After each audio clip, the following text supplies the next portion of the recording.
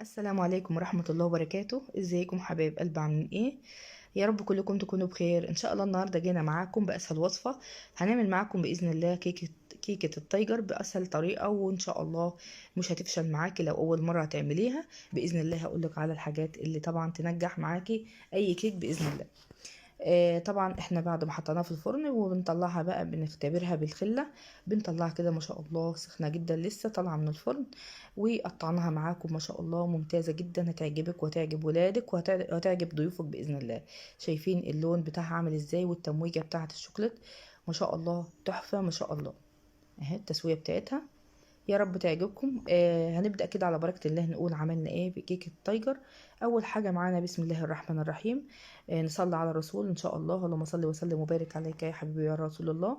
اول حاجة معايا كوبايتين ونص من الدقيق، عليهم كيس كيك شيف. البيكنج باودر ده جميل يا بنات، بيستخدمه في الكيكات، مميز جدا وما بيخليش الكيكة بتاعتي غامقة ولا وشها يفتح معاكي. هيكون معايا كوبايه وربع من السكر، كوبايه من الحليب، نص كوبايه، تلات ارباع كوبايه من الزيت، معلقتين كبار من الكاكاو الخام الاسباني، هيكون معايا 3 معالق كبار هرميه من النشا، هيكون معايا ذره من الملح، ذره من الفانيليا، معلقتين من الخل، او معلقه كبيره من الخل. طبعا على حسب ما انت بتحبي بتحط بقى ممكن نعملها ميكس سمنه على زيت لو انت حابه. تلات ارباع كوبايه الزيت دي ممكن نعملها سمنه على زيت، او عندك زيت بس مفيش اي مشكله. هنحط كل المكونات دي في الخلاط نضربهم ضرب كويس جدا، علشان عايزين اللون بتاعها يفتح جدا ويبقى لونه فاتح. ده طبعا بيفرق معانا في لون الكيكه بتاعتنا لما بنضربه ضرب كويس جدا. بيبقى سبب من اسباب ان الكيكه بتاعتي بتطلع هشه ولونها فاتح. وان شاء الله بنضرب بس كده حوالي 5 دقايق بس، نريح الخلاط ونرجع تاني. بعد ما نضربهم ضرب كويس جدا طبعا بنجيب البولة بتاعتنا ان شاء الله اللي احنا هنعمل فيها، علشان نقلب بقية الوصفة بتاعتنا او المكونات بتاعتنا في البولة. بنحط المواد السائلة الأول، وبعدين بنحط عليها الدقيق علشان ما يبقاش فيه تكتلات في جناب البولة بتاعتي ويعمل معايا تكتلات في الكيكة بتاعتي. تمام كده بعد ما ضربنا الخليط كويس جدا، شايفين اللون بتاعه افتحي خالص ما شاء الله. هنجيب البولة بتاعتنا، هنصب كل المكونات كده في البولة بتاعتي علشان ان شاء الله احط عليها الدقيق بتاعي المنخول. انا بنخله مرة واحدة بس الدقيق ده جميع الاستخدامات حلو جدا. بجيبه ساعات بجيبه سايب من عند العطار، وساعات بشتري الكيس الجاهز، بس انا جايباه سايب من عند العطار مفيش فيه اي مشكلة خالص. هنحط النشا على الدقيق وهننخلها نخلة بسيطة كده علشان هي والبيكنج باودر والحاجات دي كلها بننخلها علشان ما يبقاش عندي تكتلات الدقيق بتاعي، ويعمل لي تكتلات في العجينة بتاعة الكيكة بتاعتي. تمام هنقلب المكونات كده زي ما انتم شايفين ان شاء الله مع بعضها كده، وهنيجي ان شاء الله نصبها على الخليط بتاعنا.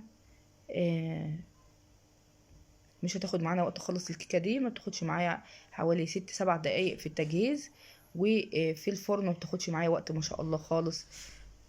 سريعه وبسيطه وان شاء الله هتعجبكم جدا جدا. هنقلب جميع المكونات بتاعتنا على بالمضرب اليدوي، مش محتاج مضرب كهرباء ولا اي حاجه زي ما انتم شايفين كده، لحد ما المكونات كلها تتجانس. مش بقلب فتره كبيره يعني دقيقه ولا 2 كده، بحيث ان الدقيق كله يختفي من المكونات بتاعتي ويبقى معايا مفيش فيه اي تكتلات خالص. هنخلصها ان شاء الله تقليب كده ونيجي معاكم باذن الله علشان نقسم الخليط ده نص شوكولاته ونص فانيليا. كده حبايب قلبي ضربنا الخليط بتاعنا، احتجت معانا حوالي معلقتين من الحليب، وجبت معايا ربع كوبايه من الحليب كده علشان نقلب المكونات بتاعه الدقيق. كيكه الشوكولات بتبقى محتاجه دقيق علشان محتاجه حليب علشان بنزود عليها معلقتين من الكاكاو الخام، فبتقل لي الخليط شويه، فاحتاج معانا شويه من الحليب كده على حسب ما العجينه بتاعتي هتاخد. شايفين الخليط ناعم جدا ما شاء الله وسلس وحلو. خدنا شويه كميه كده مش مكتره قوي في الشوكولاته، يعني ايه خدت شويه من اقل من نص بحاجه بسيطه علشان انا عايزه الفانيليا اكتر من الشوكولاته. هندخل كده الكاكاو الخام على على الدقيق بتاعي الخليط بتاعي علشان ان شاء الله ما يبقاش فيه اي تكتلات، لان الكاكاو الخام بيبقى فيه تكتلات بسيطه كده، فبتفرق معانا برضو في شكل الكيكه بتاعتنا بعد ما بنقطعها كده، ما يبقاش فيها اي تكتلات باذن الله. هنقلبهم مع بعض ان شاء الله. ونحتاجنا الحليب، هقول لكم احتاجنا قد ايه بالظبط. كده هحط الحليب بتاعي، حطيت ربع كوبايه من الحليب كده على الكاكاو الخام والخليط بتاعي الفانيليا، علشان يبقى معانا الخليط شوكولاته وخليط من الفانيليا. هنقلبهم كويس جدا، وهنجيب شويه من الحليب كده علشان الخليط بتاعي تقيل شويه. هتفضل تحطي حليب لحد ما الخليط بتاعك يبقى شكل بعضه، يعني الاتنين طبعا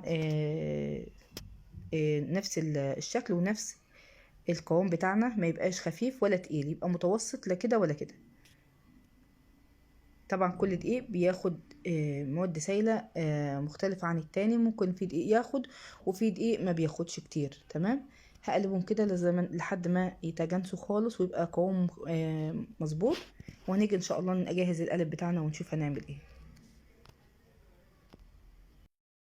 كده بعد ما قلبنا المكونات كلها، الدقيق بتاعي والمكونات ما شاء الله قوام لامع وجميل اهو. خلاص، هجيب بقى الصينية بتاعتي اللي هنعمل فيها بإذن الله، علشان نبدأ نجهز كده. بكون دهن الصينية بتاعتي وحاطة فيها شوية دقيق كده مع دهنة زيت.